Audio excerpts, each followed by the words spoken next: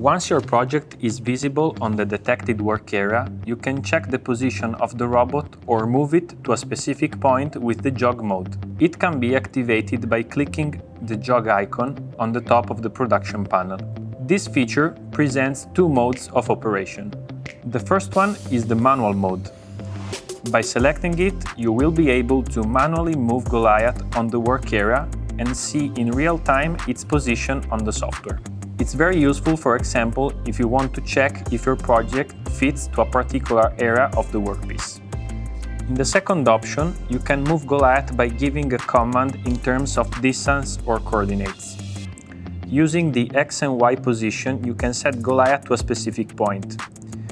This is very useful if you know the coordinates where you want to send the robot. Also, you can type in the angle field the value in degrees, according to which Goliath will rotate by pivoting on the bit.